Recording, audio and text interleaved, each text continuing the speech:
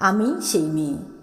বাসে, ট্রেনে, ট্রামে, রাস্তায় আপনি যাকে রোজ দেখেন, যার শাড়ি, কপালে টিপ, কানের দুল আর পায়ের গোড়ালি আপনি রোজ দেখেন, আর আরও অনেক কিছু দেখতে পাবার স্বপ্ন দেখেন।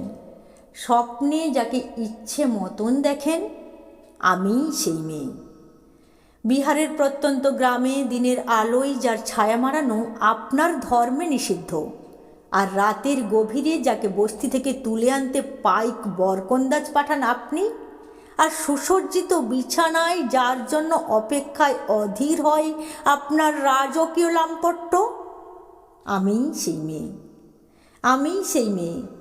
আসামের চা বাগানের ঝুপড়িকামিন বস্তি থেকে যাকে আপনি নিয়ে যেতে চান সাহেবী বাংলোয় মধ্যরাতে, ফায়ার প্লেসের ঝলসে ওঠা আলোয় মোদির চোখে দেখতে চান যার অনাবৃত শরীর, আমি সেই মেয়ে।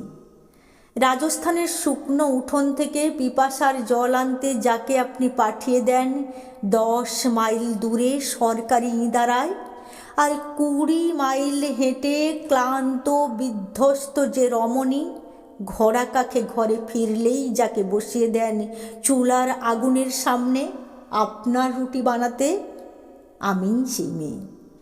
আমি সেই মেয়ে যাকে নিয়ে আপনি মগ্ন হতে চান গঙ্গার ধারে, কিংবা ভিক্টোরিয়ার সবুজে, কিংবা সিনেমা হলের নীল অন্ধকারে, যার চোখে আপনি এঁকে দিতে চান ঝুঁটা স্বপ্নের কাজল, আর ফুরিয়ে যাওয়া সিগারেটের প্যাকেটের মতো যাকে পথের পাশে ছুঁড়ে ফেলে দিয়ে আপনার ফুল সাজানো গাড়ি শুভ বিবাহ সুসম্পন্ন করতে ছুটে যায় শহরের পথে।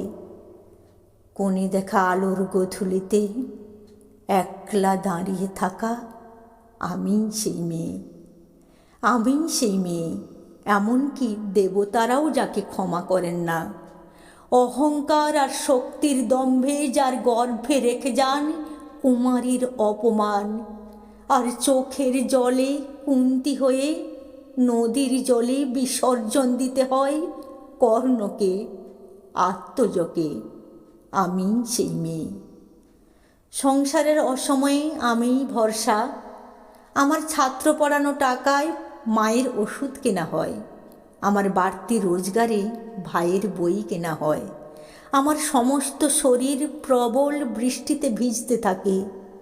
কালো আকাশ মাথায় নিয়ে আমি ছাতা হয়ে থাকি। ছাতার নিচে সুখে বাঁচে সংসার। আপনারা আমার জন্য অনেক করেছেন। সাহিত্যে, কাব্যে, শাস্ত্রে, লোকাচারে আমাকে মা বলে পুজো করেছেন, প্রকৃতি বলে আদিক্ষেতা করেছেন, আর শহরগঞ্জের কানা গলিতে ঠোঁটে রং মাখিয়ে কুপি হাতে দাঁড় করিয়েও দিয়েছেন। হ্যাঁ, আমি সেই মেয়ে। একদিন হয়তো একদিন, হয়তো অন্য কোনো একদিন আমার সমস্ত মিথ্যে পোশাক ছুঁড়ে ফেলে দিয়ে আমিই হয়ে উঠব সেই অসামান্যা।